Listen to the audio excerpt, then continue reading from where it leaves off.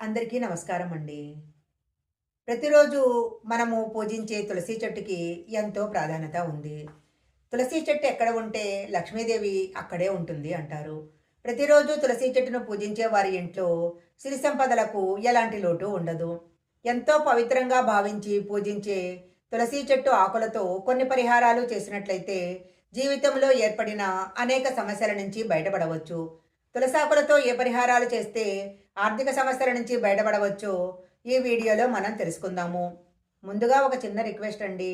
మీరు గనక మా ఛానల్ మొదటిసారి చూస్తున్నట్లయితే వెంటనే సబ్స్క్రైబ్ చేసుకోండి. పక్కనే ఉన్న బెల్ ఐకాన్ని యాక్టివేషన్ చేసుకుంటే మేము పెట్టే వీడియోలన్నీ కూడా మీకు ముందుగానే నోటిఫికేషన్గా వస్తాయి. ఇక లేట్ చేయకుండా తులసితో ఏ పరిహారాలు చేయాలో ఇప్పుడు మనం తెలుసుకుందాము. ప్రతిరోజు ఉదయం నిద్రలేచిన వెంటనే తులసి చెట్టును గనక చూసి నమస్కారం చేసుకున్నట్లయితే సమస్త నదులను దర్శించిన పుణ్య ఫలితం లభిస్తుందని బ్రహ్మపురాణంలో చెప్పబడింది. అందువలన ప్రతిరోజు ఉదయమే నిద్రలేవగానే తులసి చెట్టును చూడటం అలవాటు చేసుకోవాలి. పండగలప్పుడు గనక ప్రత్యేకంగా తులసి చెట్టును పూజించినట్లయితే ముక్కోటి దేవతల యొక్క అనుగ్రహము తప్పకుండా కలుగుతుంది. ప్రతిరోజు ఉదయము సాయంత్రము తులసి చెట్టు ముందు దీపం వెలిగించి ప్రదక్షిణాలు చేసి పూజలు చేసినట్లయితే మీకు ఏర్పడిన ఆర్థిక సమస్యలన్నీ కూడా తొలగిపోతాయి. ముఖ్యంగా పండగ రోజుల్లో తులసిని కనుక పూజించినట్లయితే తప్పకుండా అన్ని కోరికలు కూడా నెరవేరుతాయి. ఒక ఎర్రటి వస్త్రంలో తులసాకులు వేసి మూటలా కట్టి ఇంటి బీరువాలో పెట్టుకోవాలి. అలా గనక పెట్టినట్లయితే లక్ష్మీదేవి యొక్క అనుగ్రహము తప్పకుండా కలుగుతుంది. శనివారం రోజు ఇంట్లో పూజ చేసేటప్పుడు తప్పనిసరిగా తులసీ దళాలతో వెంకటేశ్వర స్వామిని పూజించాలి. ఇలా గనక తులసీ దళాలతో పూజించినట్లయితే వెంకటేశ్వర స్వామి యొక్క అనుగ్రహంతో ఇంట్లో లక్ష్మీదేవి స్థిరంగా ఉంటుంది. తులసీ దళాలు లేకుండా శనివారం గనక పూజ చేసినట్లయితే ఆ పూజ అసంపూర్ణమని శాస్త్రాల్లో చెప్పబడింది. అయితే పూజకు కావలసిన తులసీ దళాలను మనం పూజ చేసుకునే తులసి చెట్టు నుంచి కొయ్యకూడదు. పూజ కోసము మనం ప్రత్యేకంగా వేరే తులసి చెట్టును పెంచుకోవాలి. ఆదివారం రోజు, ఏకాదశి రోజు తులసి దళాలను కొయ్యకూడదు. జ్యోతిష్క శాస్త్రం ప్రకారము ప్రతి శుక్రవారం రోజు తులసి చెట్టుకు నీళ్లతో పాటు చెరుకు రసం కూడా సమర్పించినట్లయితే ఇంట్లో లక్ష్మీదేవి కొలువై ఉంటుంది.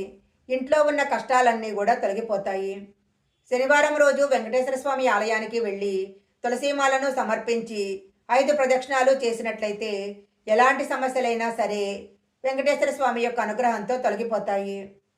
తులసి మొక్కలో ముక్కోటి దేవతలు కొలువై ఉంటారు. వారంలో ఒక్కరోజైనా తులసి మొక్కకు పూజ చేయాలి. ఇలా గనక పూజ చేసినట్లయితే ముక్కోటి దేవతలను పూజించిన పుణ్య ఫలితం లభిస్తుంది. తులసి చెట్టును పూజించేటప్పుడు తులసి కోటలో ఎక్కువగా పసుపు కుంకాలు వేయకూడదు.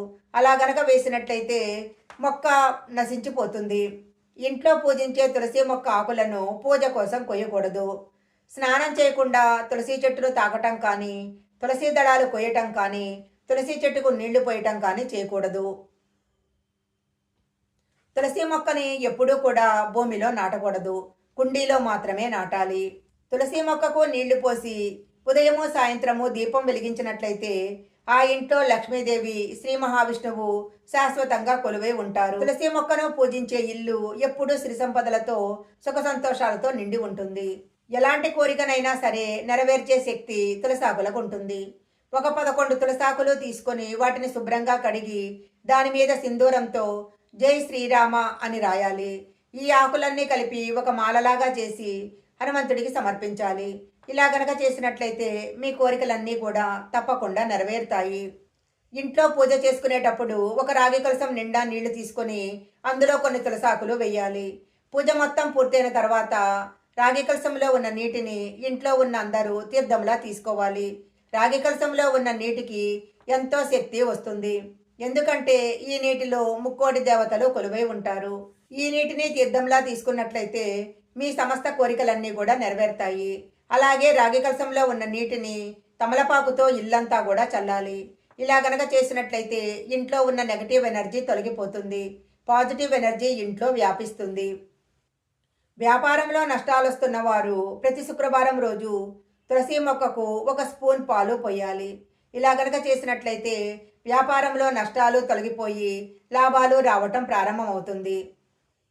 ఇంట్లో తులసి మొక్క ఉన్నవారు తప్పనిసరిగా ప్రతిరోజు తులసి మొక్కకు నీళ్లు పోయాలి.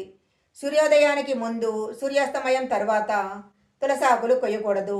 ప్రతి శుక్రవారము తులసి మొక్కను గనక పూజించినట్లయితే కోటి జన్మల పుణ్యం లభిస్తుంది. శుక్రవారం రోజు తులసిని పూజించినట్లయితే కోరిన కోరికలన్నీ నెరవేరుతాయి. ప్రతిరోజు తులసి మొక్కకు పూజ చేయలేని వారు కనీసము స్నానం చేసిన తర్వాత ఒక చెంబు నీళ్లు తులసి చెట్టుకు పోసినట్లయితే చాలా మంచిది.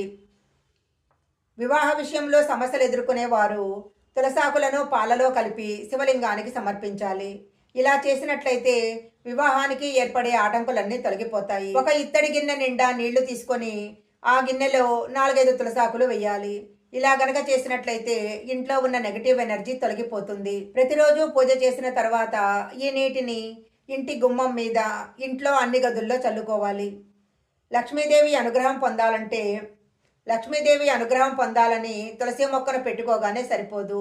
ప్రతిరోజు తులసి మొక్కకు సరైన విధంగా పూజ చేస్తేనే లక్ష్మీదేవి యొక్క అనుగ్రహం లభిస్తుంది. స్నానం చేసే నీటిలో తులసాకులు వేసుకొని స్నానం చేసినట్లయితే అన్ని రకాల దోషాలు తొలగిపోతాయి. అలాగే చర్మ సంబంధమైన వ్యాధులు కూడా తొలగిపోతాయి. ఇంట్లో తులసి మొక్కను పెంచుకోవాలనుకున్నప్పుడు సరైన దిశలో మాత్రమే తులసి మొక్కను పెంచుకోవాలి. అలా కాకుండా ఎక్కడంటే అక్కడ తులసి మొక్కను పెంచుకుంటే ఎలాంటి ఫలితాలు రావు. తులసి మొక్కను తూర్పు వైపు పెట్టుకున్నట్లయితే చాలా మంచిది. అక్కడ పెట్టే అవకాశం లేకపోతే ఉత్తరం వైపు కానీ, ఈశాన్యంలో కానీ పెట్టుకోవచ్చు. ప్రతి సోమవారం రోజు పిండితో చేసిన ప్రమిదలో దీపం వెలిగించి తులసి చెట్టును పూజించినట్లయితే తప్పకుండా మంచి ఫలితాలు వస్తాయి. ఈ వీడియోలో చెప్పిన విధంగా తులసాకులతో పరిహారాలు చేసుకున్నట్లయితే సకల దోషాలు తొలగిపోయి కోటి జన్మల పుణ్య ఫలితం లభిస్తుంది. ఈ వీడియో కనుక మీకు నచ్చినట్లయితే లైక్ చేయండి, షేర్ చేయండి. ఇలాంటి మరిన్ని వీడియోల కోసం మా ఛానల్ సబ్స్క్రైబ్ చేసుకోండి. పక్కనే ఉన్న బెల్ ఐకాన్ని యాక్టివేషన్ చేసుకుంటే మేము పెట్టే వీడియోలన్నీ కూడా మీకు ముందుగానే నోటిఫికేషన్గా వస్తాయి. మరొక మంచి వీడియోతో మళ్ళీ కలుసుకుందాం.